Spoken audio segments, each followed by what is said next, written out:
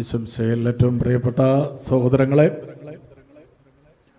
രണ്ടാം ലോകമഹായുദ്ധം ഒരുപക്ഷെ നമ്മുടെ ഇടയിലുള്ള വളരെ പ്രായം ചെന്നവരൊക്കെ ഓർക്കുന്നുണ്ടാവാം. എന്നാൽ ഒന്നാം ലോകമഹായുദ്ധം നടന്ന കാര്യം ചരിത്രത്തിലൂടെ മാത്രമേ നമുക്കറിയാൻ സാധിക്കൂ. ഒന്നാം ലോകമഹായുദ്ധം ഓസ്ട്രിയയും സെർബിയയും തമ്മിലുള്ള കലഹത്തിൻ്റെ ഫലമാണെന്ന് നമുക്കറിയാം. അതേ തുടർന്ന് വിവിധ രാജ്യങ്ങൾ രണ്ട് രാജ്യങ്ങളുടെയും പിന്നണിയിൽ ചേരുകയും അത് ലോകമഹായുദ്ധമായിട്ട് ആരംഭിക്കുകയും ചെയ്തു. ആ അവസരത്തിൽ രണ്ട് കാര്യങ്ങൾ ആവശ്യമായിരുന്നു. ഒന്ന് പണം, മറ്റൊന്ന് ആളുകളുടെ സേവനം. അങ്ങനെ ആളും അർത്ഥവും തേടി പോസ്റ്ററുകൾ രണ്ട് കക്ഷികളും ഇറക്കുവാനായിട്ട് തുടങ്ങി. അന്നത്തെ പോസ്റ്ററുകളിൽ ചരിത്രത്തിൽ ഇടം പിടിച്ചൊരു പോസ്റ്ററുണ്ട്. നമുക്കറിയാം,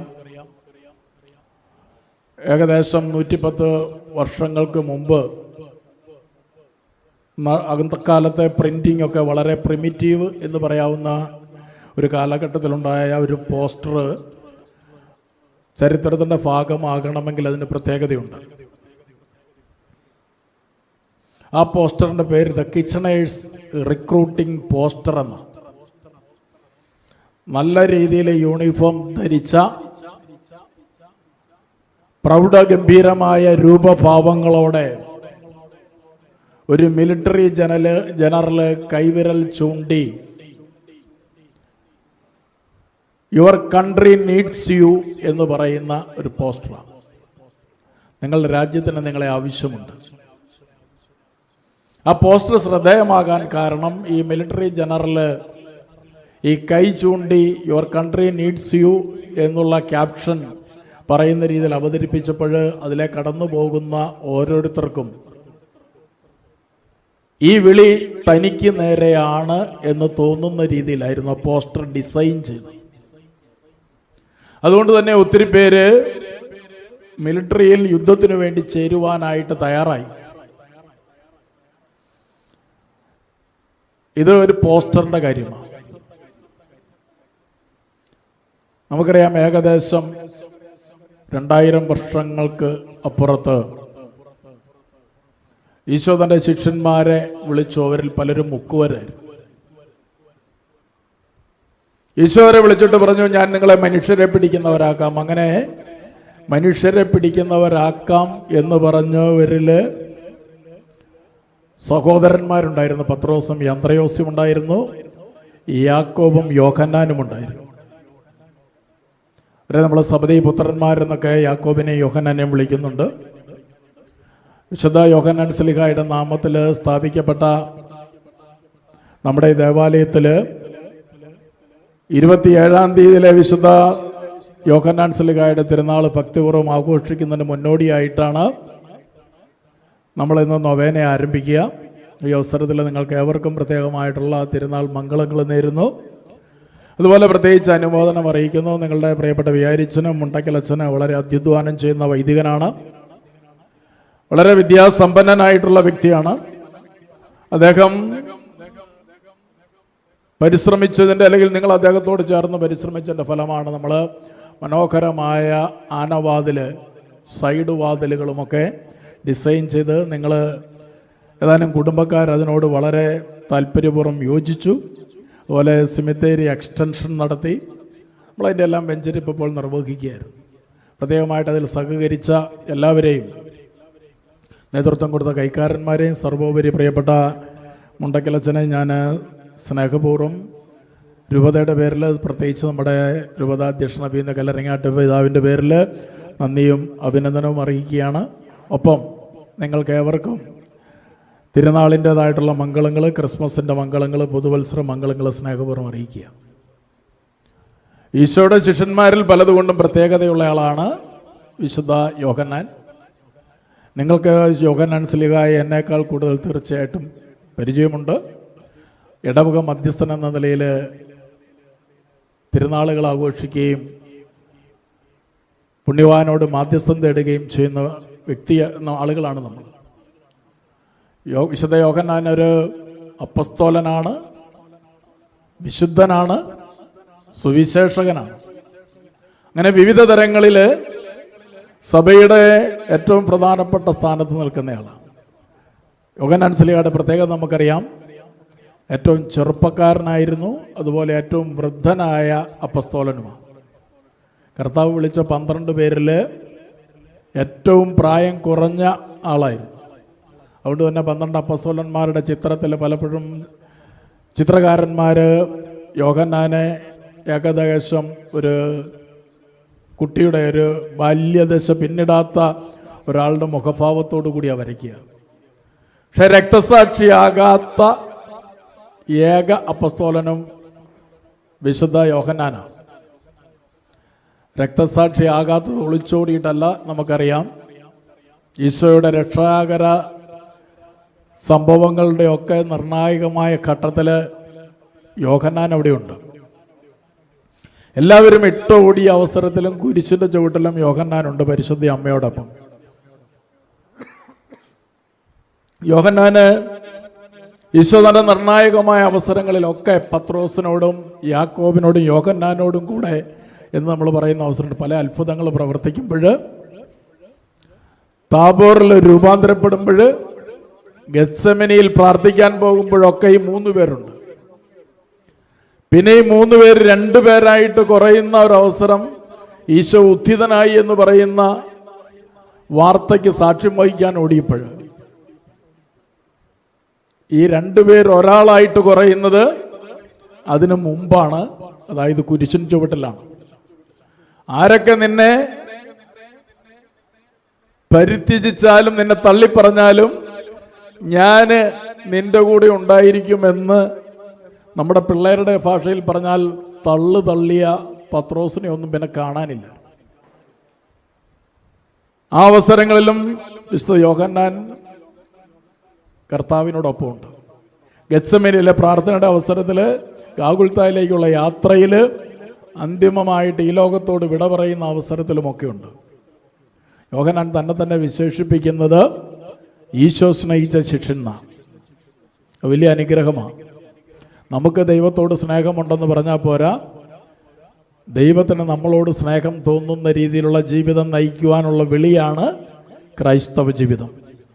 ആ ജീവിതം അങ്ങനെ നയിച്ചതുകൊണ്ടാകാം ഒരുപക്ഷെ യോഹന്നാൻ ഒരു ബോധ്യം വന്നത് ഈശോ അദ്ദേഹത്തെ സ്നേഹിക്കുന്നു എന്നുള്ളത്. ഈശോ തൻ്റെ അമ്മയുടെ സംരക്ഷണം ഏൽപ്പിച്ചതും യോഹന്നാനെയാണ്.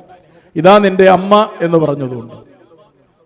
ഇവിടെയൊക്കെ നമുക്ക് വിശുദ്ധ യോഹന്നാൻ്റെ വലിയ 1-2 ഗുണങ്ങൾ കാണാൻ പറ്റും. ഈശോ സ്നേഹിച്ചെങ്കിൽ തീർച്ചയായിട്ടും ഈശോയെ സ്നേഹിച്ച വ്യക്തിയാണ്.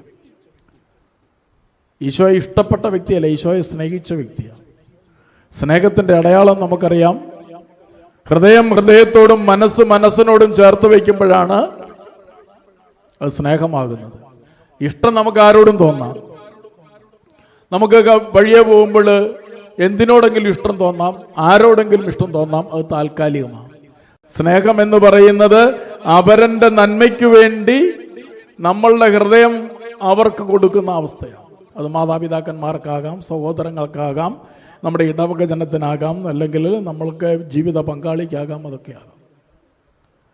അപ്പോൾ യോഹന്നാൻ തൻ്റെ ഹൃദയം ദൈവത്തോട് ഈശോയോട് ചേർത്ത് വയ്ക്കുവാൻ പരിശ്രമിച്ചു. അതുകൊണ്ടൊക്കെ ആയിരിക്കണം നിർണായകമായ ഘട്ടങ്ങളിൽ, പ്രത്യേകിച്ച് ഗെത്സമനിലെ പ്രാർത്ഥനയിൽ എല്ലാവരും സശ്രദ്ധം വീക്ഷിക്കുന്ന കുരിശിൻ്റെ ചുവട്ടിൽ ഒക്കെ യോഹന്നാനുണ്ട്. അതുകൊണ്ട് കർത്താവിന് തോന്നിക്കാണാം തനിക്ക് ഈ ലോകത്തിൽ ഏറ്റവും പ്രിയപ്പെട്ട വ്യക്തിയായിട്ട് അവശേഷിക്കുന്ന പരിശുദ്ധ അമ്മയെ ഏൽപ്പിക്കുവാൻ പറ്റിയ കരങ്ങൾ യോഹന്നാൻ്റേതാണ്. യോഹന്നാനോട് പറയുന്ന ഇതാ നിന്റെ അമ്മ. അമ്മയെ യോഹന്നാൻ ഏൽപ്പിക്കുക മാത്രമല്ല, യോഹന്നാന് മധ്യസ്ഥയും പ്രചോദനവും സംരക്ഷണവും ഒക്കെയായിട്ട് പരിശുദ്ധ അമ്മയെ പ്രത്യേകമായിട്ട് നൽകിയാണ്. പരിശുദ്ധ അമ്മയോട് പറയാണ് ഇതാ നിന്റെ മകൻ. അങ്ങനെ ഈശോയെ സ്നേഹിച്ച, ഈശോയുടെ പ്രിയപ്പെട്ട അമ്മയെ സ്നേഹിച്ച, ആ അമ്മയാലും ഈശോയാലും സ്നേഹിക്കപ്പെട്ട വ്യക്തി എന്ന നിലയിൽ നമുക്ക് പറയാൻ പറ്റും വിശുദ്ധ യോഹന്നാന് ദൈവസന്നിധിയിൽ വലിയ ശക്തിയും മാധ്യസ്ഥവും ഒക്കെ ഉണ്ട്. വിശുദ്ധരുടെ തിരുനാളുകൾ നമ്മൾ ആഘോഷിക്കുന്ന 2 കാര്യത്തിനാണ്. ഒന്ന്, അവരുടെ മാതൃക പിന്തുടരാൻ. രണ്ട്, അവരുടെ മാതൃക പിന്തുടരുമ്പോൾ നമുക്കുള്ളൊരു അവകാശമാണ് അവരുടെ മാധ്യസ്ഥം നമുക്കായിട്ട് ലഭ്യമാക്കുവാൻ. അമ്പാറ നിരപ്പേൽ ഇടവക വിശുദ്ധ യോഹന്നാന്റെ നാമധേയത്തിലാകുമ്പോൾ നമുക്കുള്ള ഒന്നാമത്തെ കടമ ഈ യോഹന്നാൻ ശ്ലീഹായെ അടുത്ത് അനുകരിക്കാനാണ്. അതിൽ പ്രധാനപ്പെട്ടതാണ് ജീവിതത്തിൻ്റെ നിർണായകമായ നിമിഷങ്ങളിൽ ഞാൻ നിന്നോടുകൂടിയാണ് തമ്പുരാനെ എന്ന് പറയാനുള്ള അവസ്ഥ. ജീവിതത്തിലെ പ്രശ്നങ്ങളും പ്രതിസന്ധികളും നമുക്ക് വരുമ്പോൾ ഓടി അണയേണ്ട സ്ഥലം അല്ല, അങ്ങനെ വരരുതെന്നല്ല, അതിന് മാത്രം വരേണ്ട സ്ഥലമല്ല ദേവാലയവും ദൈവ സാന്നിധ്യവും അല്ലെങ്കിൽ ദൈവത്തിൻ്റെ സന്നിധിയുമൊക്കെ. ജീവിതത്തിലെ പ്രശ്നങ്ങളും പ്രതിസന്ധികളും ഉള്ളപ്പോൾ കർത്താവേ ഇതാ ഞാൻ എന്ന് പറയാനുള്ള കഴിവ് നേടിയെടുക്കുമ്പോഴാണ് നമ്മൾ ദൈവത്തെ സ്നേഹിക്കുന്നവരാകുക, അല്ലെങ്കിൽ നമ്മൾ ദൈവത്തെ കാര്യസാധ്യത്തിന് വേണ്ടി ഉപയോഗിക്കുന്ന കപട ഭക്തരുടെ ഗണത്തിലേക്ക് മാറ്റപ്പെടും.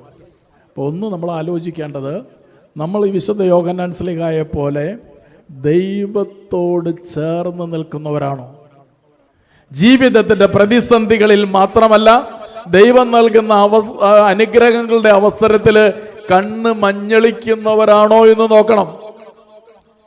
ഇല്ലെങ്കിൽ പൂർവികരായിട്ട് ദേവാലയം പണിതു, നമ്മളൊക്കെ ആയിട്ട് വാതിലുകളൊക്കെ പിടിപ്പിച്ചു, പള്ളിമുറി പണിതു എന്നൊക്കെ പറഞ്ഞിരിക്കാനേ ഉള്ളൂ. ദേവാലയം നമ്മളെ സംബന്ധിച്ച് ദൈവത്തിൻ്റെ ആലയമാണെന്ന് ജീവിതത്തിലൂടെ പ്രഖ്യാപിക്കുവാൻ കിട്ടുന്ന അവസരങ്ങളാണ് പ്രത്യേകിച്ച് വിശുദ്ധ കുർബാനയുടെ അർപ്പണം.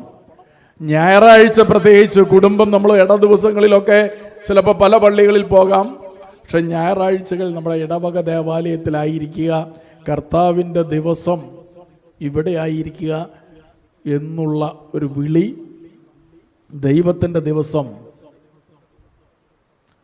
ആ കർത്താവിൻ്റെ ദിവസം നമുക്ക് നന്നായിട്ട് ഇടവകയിൽ ഒന്നു ചേർന്ന് ആഘോഷിക്കാൻ പറ്റുന്നുണ്ടോ? ദൈവത്തോടുള്ള കൂറ് ഒരു കൂട്ടായ്മ എന്ന നിലയിൽ പ്രഖ്യാപിക്കാൻ പറ്റുന്നുണ്ടോ എന്നുള്ള ഒരു കാര്യം.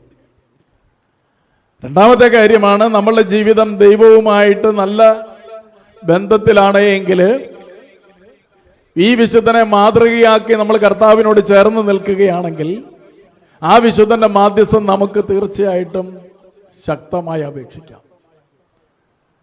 അപ്പോഴാണ് നമുക്ക് ദൈവസന്നിധിയിൽ ആർജവത്തോടെ കർത്താവെ ഞങ്ങളുടെ മേൽ കൃപയുണ്ടാകണമേ എന്ന് പ്രാർത്ഥിക്കാനാവുന്നത്.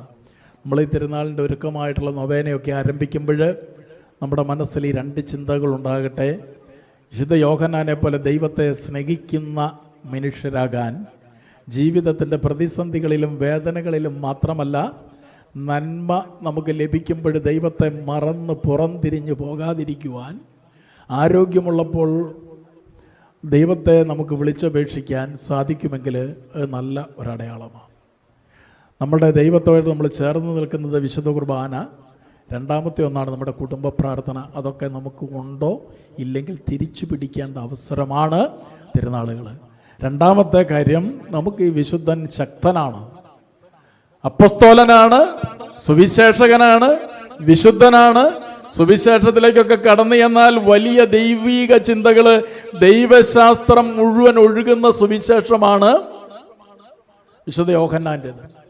യോഹന്നൈൻ ലിറ്ററേച്ചർ എന്ന് പറയുന്നത്, യോഹന്നാന്റെ സാഹിത്യം, അതൊരു സുവിശേഷം, ഏറ്റവും ആഴമുള്ള സുവിശേഷം. യോഹന്നാന്റെ സുവിശേഷത്തെ കാണിക്കുവാൻ ഉപയോഗിക്കുന്ന സിമ്പിൾ നിങ്ങൾക്കറിയാം, കഴുകേണ്ടതാ. കഴുകന്റെ പ്രത്യേകത നിങ്ങൾക്കറിയാം, വളരെ ഉന്നതങ്ങളിലേക്ക് ഉയർന്നു പറക്കാം. സൂര്യന്റെ ചൂട് ഒരു പരിധിവരെയും മറ്റേത് പക്ഷിയേക്കാൾ ഉപരിയായിട്ട് അതിന് സഹിക്കുവാനോ വഹിക്കുവാനുള്ള കഴിവുണ്ട്.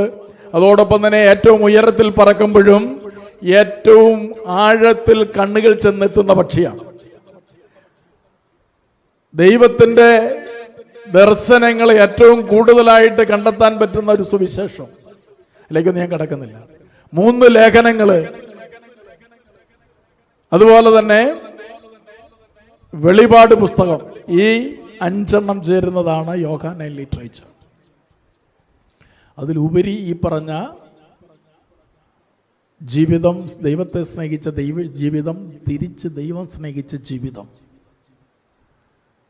നമുക്ക് ആ സുവിശേഷകൻ്റെ, ആ വിശുദ്ധൻ്റെ, ആ അപ്പസ്തോലൻ്റെ അനുഗ്രഹങ്ങൾ പ്രത്യേകമായിട്ട് ഈ ദിവസങ്ങൾ തേടാം. അത് നമുക്ക്, നമ്മുടെ ഇടവകയ്ക്കും, നമ്മുടെ കുടുംബങ്ങൾക്കും, നമ്മുടെ പ്രിയപ്പെട്ടവർക്കും അനുഗ്രഹമായി ഭവിക്കട്ടെ എന്ന് നമുക്ക് പ്രാർത്ഥിക്കാം. ദൈവത്തിൻ്റെ കൽപ്പന, എല്ലാറ്റിനും ഉപരിയായി ദൈവത്തെ സ്നേഹിക്കുക എന്നുള്ള ആഹ്വാനം നമ്മുടെ മനസ്സിൽ കൂടുതൽ നവീകരിക്കുവാനും നമുക്ക് സാധിക്കട്ടെ. ഒരിക്കൽ കൂടി തിരുനാളിൻ്റെ മംഗളങ്ങൾ നിങ്ങൾക്ക് സ്നേഹപൂർവ്വം നേരുകയും ഇന്നത്തെ നമ്മുടെ ഈ വാതിലുകളും ഒക്കെ സ്പോൺസർ ചെയ്തവരെ ഒരിക്കൽ കൂടി അനുമോദിക്കുകയും എന്നെ ഇന്നത്തെ ഈ കർമ്മങ്ങൾക്ക് വിളിച്ച് ഇവിടെ വിശുദ്ധ കുർബാന അർപ്പിച്ച് നിങ്ങളോട് സംസാരിക്കുവാൻ ക്ഷണിക്കുകയും ചെയ്ത പാലാരൂപതയിൽ വലിയ അനുഗ്രഹപ്രദമായ ശുശ്രൂഷ ചെയ്യുന്ന പ്രിയപ്പെട്ട മുണ്ടക്കലച്ചനെ, നിങ്ങളുടെ വികാരിച്ചനെ സ്നേഹാവതരമുള്ള ഓർക്കുകയും ഒരിക്കൽ കൂടി തിരുനാൾ മംഗളങ്ങൾ നിങ്ങൾക്ക് ഏവർക്കും നേരുകയും ചെയ്യുന്നു. Thank you.